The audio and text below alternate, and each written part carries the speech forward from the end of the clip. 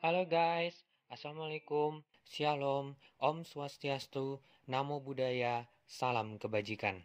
Kami, Chandra, Diska, dan Teguh dari S1 Psikologi Uniga Malang akan membahas tentang perkembangan fisik, kognitif, dan sosio-emosi masa dewasa pertengahan dalam mata kuliah Psikologi Perkembangan 2. Materi ini kami bagi menjadi 6.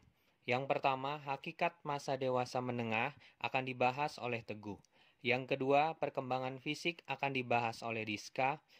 Yang ketiga, perkembangan kognitif akan dibahas oleh Teguh. Yang keempat, karir, pekerjaan, dan waktu luang akan dibahas oleh saya sendiri, Chandra.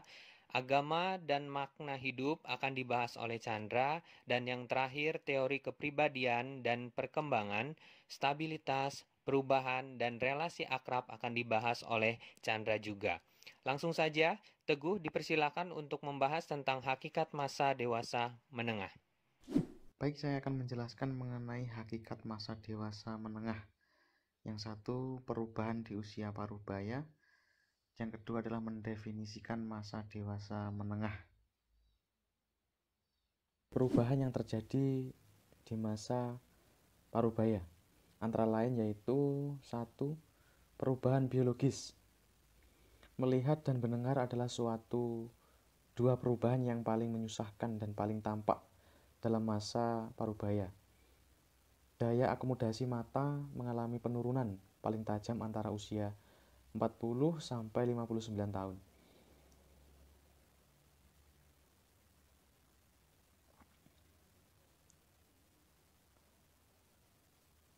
Yang kedua adalah perkembangan kognitifnya. Berbagai kemunduran dalam daya ingat terjadi selama masa parubaya. Walaupun strategi-strategi dapat digunakan untuk mengurangi kemunduran tersebut, kekurangan yang lebih besar terjadi dalam memori jangka panjang daripada dalam memori jangka pendek. Proses seperti organisasi dan pembayangan dapat digunakan untuk mengurangi kemunduran daya ingat. Yang ketiga adalah karir dan kerja. Sebagai besar, kemajuan karir terjadi pada awal dalam kehidupan orang dewasa, sekitar usia 40 hingga 45 tahun. Dan individu yang dipromosikan lebih dahulu lebih naik atau lebih jauh. Dan kepuasan kerja mengalami peningkatan secara konsisten sepanjang kehidupan. Yang keempat adalah perkembangan psikososialnya.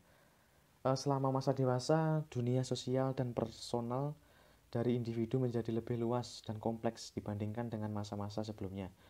Pada masa parubaya ini, individu memasuki peran kehidupan yang lebih luas. Pola dan tingkah laku sosial orang dewasa lebih berbeda dalam beberapa hal dari orang yang lebih muda. Perbedaan-perbedaan tersebut tidak disebabkan oleh perubahan-perubahan fisik dan kognitif yang berkaitan dengan penuaan, tetapi lebih disebabkan oleh peristiwa-peristiwa kehidupan yang dihubungkan dengan keluarga dan pekerjaan. Yang selanjutnya adalah keintiman. Keintiman dapat diartikan sebagai suatu kemampuan memperhatikan orang lain dan membagi pengalaman dengan mereka. Orang yang lebih tidak dapat menjalin hubungan intim dengan orang lain dan terisolasi. Definisi masa dewasa menengah. Tampak lebih awal di usia 30 tahun, tetapi pada beberapa titik di usia 40 tahun. Periode perkembangan yang dimulai pada usia kurang lebih 40 tahun hingga 60 atau 65 tahun. Mencakup waktu yang lama dalam rentang hidup pada masa dewasa. Individu melakukan penyesuaian diri secara mandiri terhadap kehidupan dan harapan sosial. Matang secara emosinya, dan kelompok usia yang paling hebat, paling sehat, paling tenang, dan paling bisa mengontrol diri, dan juga paling bertanggung jawab. Baik, terima kasih Teguh. Dilanjut Diska untuk membahas tentang perkembangan fisik. Perubahan fisik pada masa dewasa menengah. Pada masa dewasa menengah akan ada perubahan fisik-fisik yang terjadi cukup signifikan. Kita mulai dari usia 30 tahun. Usia 30 tahun, kulit masih terasa kencang dan rambut belum berubah. Akan tetapi pada masuk usia masa dewasa tengah, yaitu di awal usia 40 tahun, kulit akan mulai kendur dan mulai berkerut atau kita sebut dengan kulit keriput. Hal ini terjadi karena kehilangan lemak dan kolagen yang terletak di bawah jaringan kulit. Selain itu akan jadi pigmentasi juga. Pigmentasi yang terjadi di daerah kecil tertentu di kulit menghasilkan percikan penuaan, khususnya di daerah terkena sinar matahari seperti tangan atau wajah. Nah, untuk rambut juga akan menjadi lebih tipis dan berwarna keabu-abuan atau yang biasa kita sebut beruban. Kondisi lain juga untuk kuku jari tangan maupun jari kaki akan lebih bergerigi, tebal, dan rapuh. Selain dari 3 kondisi tersebut, ada juga kondisi yang disebut dengan sarcopenia. Jadi sarcopenia adalah kehilangan massa otot dan kekuatan. Kekuatan yang dimaksud di sini adalah kekuatan sendi-sendi dan kekuatan tulang. Angka kehilangan massa otot dapat mencapai 1 hingga 2% per tahun setelah usia 50 tahun. Nah, kehilangan kekuatan ini terjadi di bagian punggung dan kaki. Angka kehilangan tulang dimulai dengan lambat namun meningkat pada usia 50 tahunan. Dan pada wanita akan kehilangan tulang 2 kali lipat lebih cepat dibandingkan pada pria. Di akhir masa hingga paruh baya, tulang lebih mudah patah dan membutuhkan waktu lebih lama untuk dapat pulih. Selanjutnya, penglihatan dan pendengaran pun akan mulai berkurang. Yang berkurang dari penglihatan adalah ketajaman akomodasi mata, kemampuan memfokuskan dan mempertahankan sebuah bayangan pada retina. Hal ini terjadi karena suplai darah ke mata itu berkurang, sehingga pada usia parubaya akan mengalami kesulitan untuk memandang objek-objek dalam jarak dekat. Berkurangnya suplai darah itu menurunkan luas medan penglihatan dan dapat menjelaskan meningkatnya titik buta mata. Pada contoh usia 60 tahun, retina menerima hanya sepertiga cahaya dari yang diterimanya pada usia 20 tahun, dikarenakan ukuran pupil yang mengecil. Jadi sehingga penglihatan pun akan mengalami penurunan, dan pada pendengaran juga akan mengalami penurunan yang disebabkan karena menurunnya sensitivitas terhadap nada tinggi. Tapi untuk nada rendah tidak terlalu signifikan untuk penurunannya. Dan untuk pendengaran pada pria akan lebih cepat mengalami penurunan dibanding pada wanita, dikarenakan pria biasanya dihadapkan pada kegiatan-kegiatan yang berbeda, seperti kegiatan di tempat kerja, pertambangan, menangani mobil, yang tingkat kebisingannya itu sangat tinggi, sehingga hal-hal yang bisa dilakukan untuk memperlambat penurunan penglihatan dan pendengaran, fungsi penglihatan dan pendengaran adalah mengontrol kekuatan cahaya dan kebisingan yang melatar belakangi suara yang didengar. Jadi selain itu, di usia 40 tahun, untuk tinggi akan menyusut dan berat badan akan bertambah. Tinggi menyusut sekitar setengah inci itu pada usia 30-50 tahun pada pria, dan 3/4 inci di usia 50 hingga 70 tahun pada pria. Tetapi untuk wanita akan menyusutnya lebih banyak, yaitu sekitar 2 inci, dan terjadi di usia 25 hingga 75 tahun. Berkurangnya tinggi ini disebabkan oleh yang pertama adalah proses penuaan dini, dan juga karena menyusutnya tulang pada vertebrata atau tulang belakang. Dikarenakan perbandingan jumlah lemak di usia remaja itu 10%, tetapi meningkat jumlahnya menjadi 20% di usia parubaya. Hal ini menyebabkan juga berat tubuh pada usia parubaya itu meningkat dan menyebabkan obesitas. Nah, obesitas di sini juga memiliki resiko-resiko, bahkan bisa menyebabkan kematian karena resiko kesehatannya sangatlah berat. Selain berat badan yang bertambah dan tinggi yang menyusut di usia 40 tahun, ada juga perubahan fisik lainnya, yaitu adalah perubahan pada sistem kardiovaskular atau sistem peredaran darah, dan juga pada sistem paru-paru yang akan kita jelaskan di slide berikutnya. Sistem kardiovaskular atau yang disebut juga adalah sistem peredaran darah. Jadi sistem peredaran darah ini sangat kita butuhkan, yaitu untuk menyalurkan sebagai penyalur zat, sistem peredaran darah manusia juga memiliki fungsi penting lain selain yaitu mengeluarkan zat karbon dioksida. Sisa proses metabolisme tubuh melalui paru-paru, menyalurkan hormon ke seluruh bagian tubuh, menyalurkan suhu tubuh secara merata, dan mempertahankan kinerja sistem organ dalam tubuh, dan membantu tubuh untuk pulih dari penyakit. Nah, untuk mekanisme sistem peredaran darah manusia itu ada 3. Yang pertama adalah sirkulasi sistemik. Sirkulasi sistemik itu adalah sirkulasi ke seluruh tubuh. Sirkulasi darah yang mencakup seluruh tubuh. Sirkulasi ini berlangsung ketika darah yang mengandung oksigen mengisi serambi kiri jantung melalui vena pulmonalis.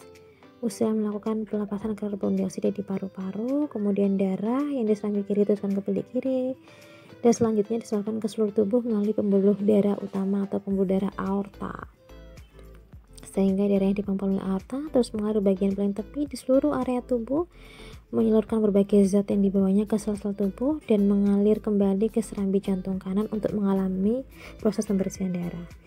Dan sirkulasi yang kedua, sirkulasi pulmonal atau sirkulasi pulmonal itu sirkulasi paru, yang merupakan sirkulasi darah dari jantung menuju paru-paru dan sebaliknya.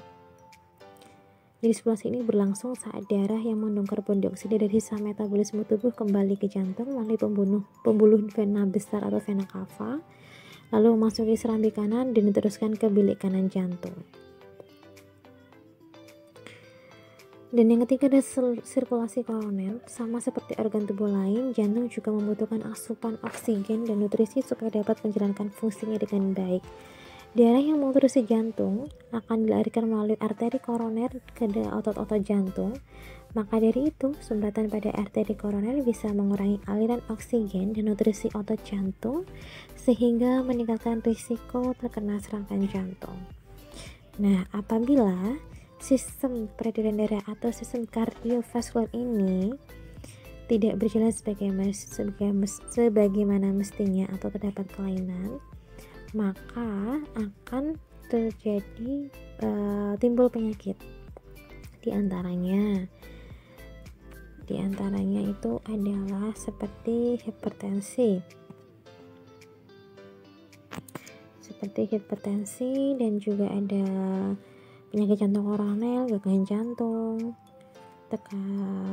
aterosklerosis, ada gangguan otot jantung juga, gangguan ginjal, dan hal-hal yang lain, dan penyakit-penyakit yang lain. Dan ini juga tidak bisa kita anggap remeh. Ini adalah penyakit yang serius yang harus segera diperiksakan ke dokter. Nah, perubahan fisik lainnya selain sistem kardiovaskular ada di paru-paru.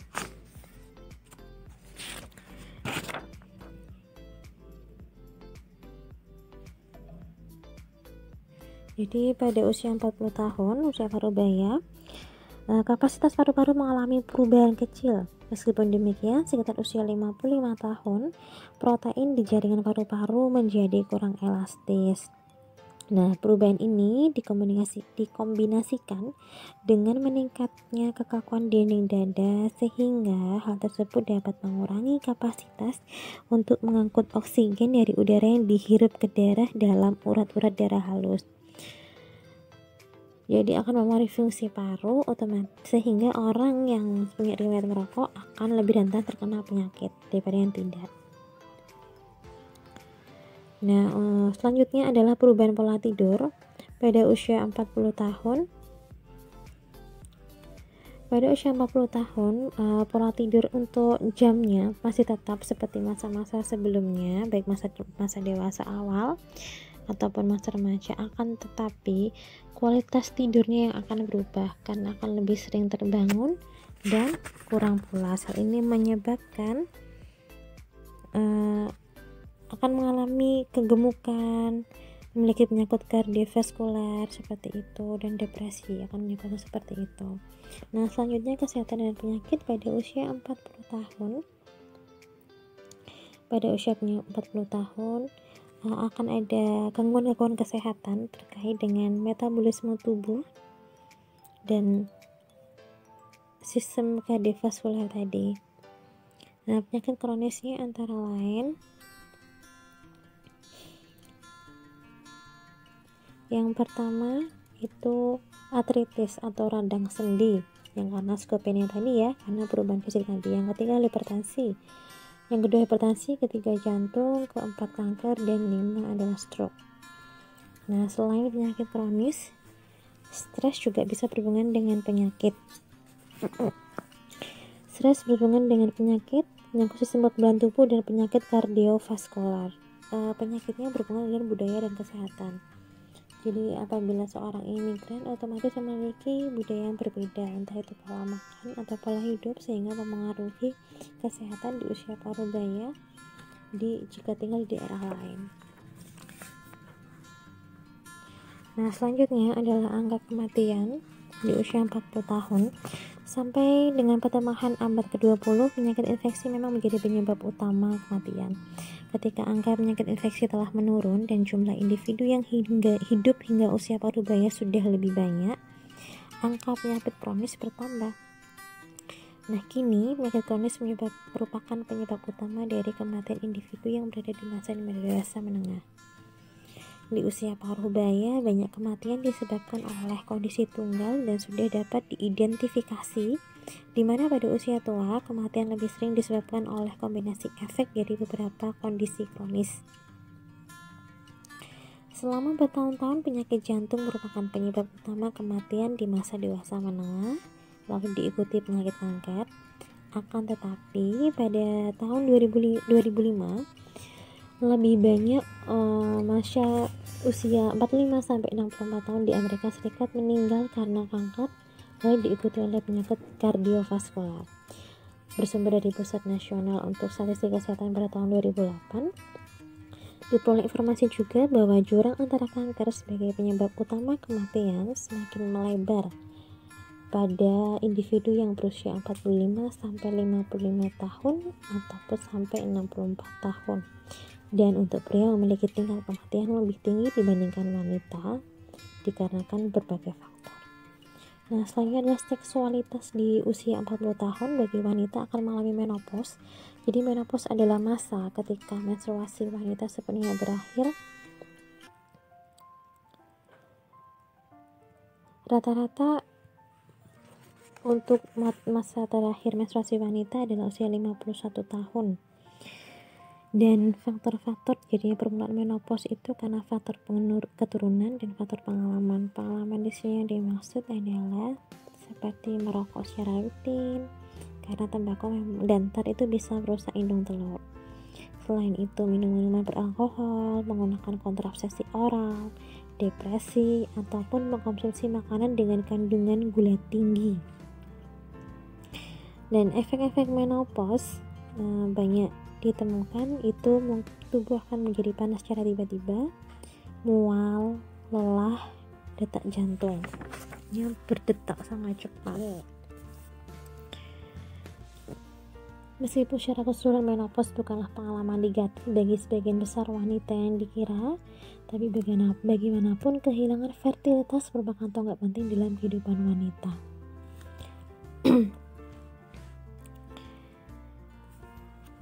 Dan selanjutnya adalah perubahan hormonal pada pria parubaya. Jadi pada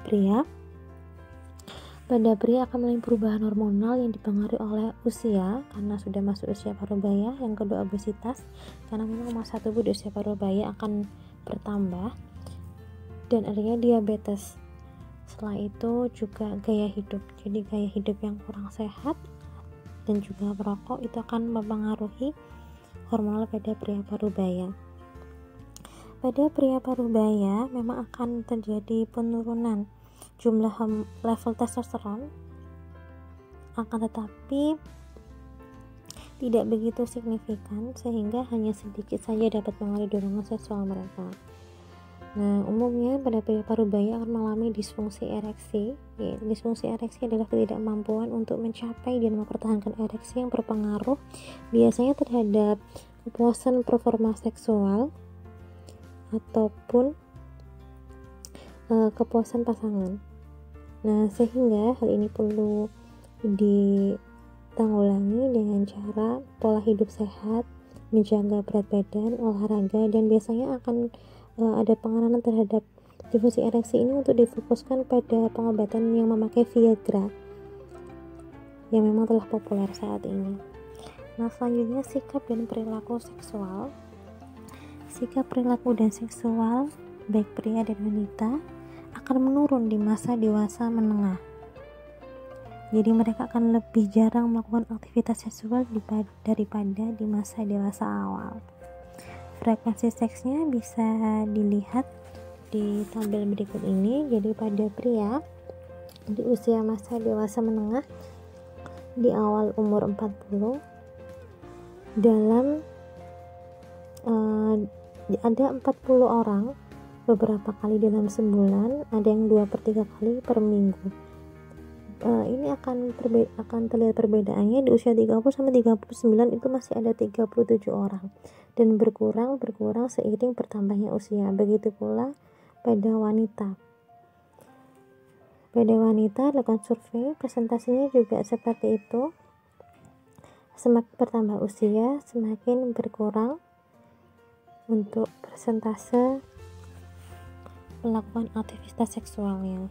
Studi terbaru berskala besar terhadap orang dewasa di Amerika Serikat yang berusia 40 hingga 80 tahun menemukan bahwa ejakulasi dini sebesar 26% dan kesulitan ereksi 22% adalah masalah seksual paling umum yang dialami pada parubaya.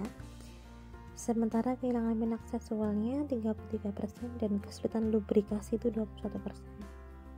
Itu juga masalah seksual paling umum yang dialami wanita parubaya, sehingga hal itu juga akan mempengaruhi kehidupan seksual pada kehidupan parubaya, sehingga mempengaruhi juga sikap dan perilaku sosialnya. Jadi tadi untuk penjelasan pada perubahan fisik di usia masa dewasa tengah,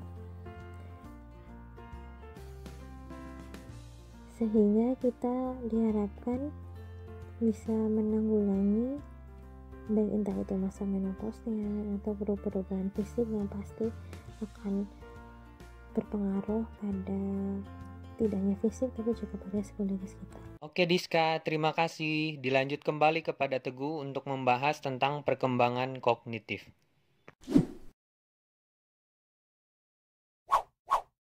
Perkembangan intelijensi. Crystallized intelligence, kemampuan akumulasi informasi dan keterampilan verbal meningkat. Fluid intelijensi, kemampuan penalaran abstrak menurun. Dan hasil penelitian Willis Sky 1999 menunjukkan bahwa kemampuan intelektual yaitu pembendaharaan kata, memori verbal, angka, orientasi spasial, penalaran induktif, dan kecepatan perseptual meningkat. Pemrosesan informasi. Ada penelitian tentang pemrosesan informasi pada masa dewasa tengah yang menyebutkan bahwa menurunnya kemampuan memori atau working memory dan membutuhkan waktu yang lebih lama untuk mempelajari informasi baru. Dari Dennis Park 2001, keahlian pemecahan masalah cenderung meningkat. Terima kasih banyak untuk Teguh dan Diska. Kemudian akan saya lanjut kembali untuk menyampaikan materi berikutnya. Yang pertama berbicara tentang pekerjaan di usia parubaya. Hal ini merupakan tahap refleksi dan evaluasi. Apakah seseorang akan tetap melanjutkan pekerjaannya saat ini atau akan berubah? Yang kedua, berbicara tentang tantangan dan perubahan karir. Adanya globalisasi, perkembangan iptek yang pesat, keprihatinan tentang pensiun, dan sebagainya. Hal itu menjadi tantangan tersendiri yang perlu diperhatikan dalam berkarir untuk mereka yang berada pada usia parubaya. Yang ketiga, berbicara tentang waktu luang. Waktu luang yang tersedia harus dioptimalkan semaksimal mungkin supaya tidak menjadi pensiunan yang pasif di kemudian hari. Keempat, berbicara tentang agama dan kehidupan orang dewasa. Di Amerika, kehidupan beragama jauh lebih diminati oleh wanita daripada pria. Yang kelima, berbicara tentang agama dan kesehatan. Agama bermakna dua bagi kesehatan itu sendiri. Yang pertama, bisa menjadi penghalang untuk kesehatan. karena adanya larangan medis tertentu ketika seseorang mengalami penyakit tertentu. Sebaliknya, di sisi lain, agama juga bisa berperan penting bagi kesehatan. Kemudian yang keenam, berbicara tentang makna hidup. Makna hidup baru ditelaah ketika diperhadapkan dengan isu kematian. Makna hidup yang ditelaah terdiri atas tujuan hidup, nilai-nilai, kemanjuran, dan juga harga diri. Ketujuh dan kedelapan, teori yang berkaitan dengan usia parubaya adalah teori Erikson dan Daniel Levinson. Teori Erikson menyatakan bahwa usia parubaya terjadi pada tahap yang ke-7. Kemudian, teori Daniel Levinson menyatakan bahwa mayoritas pria Amerika mengalami krisis parubaya, meski tidak memengaruhi seluruh aspek kehidupannya. Kesembilan, berbicara tentang stabilitas perubahan, pada usia parubaya terus mengalami perubahan kepribadian menuju kematangan sosial. Terakhir, berbicara tentang relasi akrab, pada usia parubaya cinta mengalami peningkatan, meski kepuasan pernikahan mengalami penurunan. Di sisi lain, relasi bersaudara maupun persahabatan tetap berlangsung dan terjaga pada usia parubaya. Demikian presentasi dari kami, mohon maaf atas segala kekurangan dan terima kasih.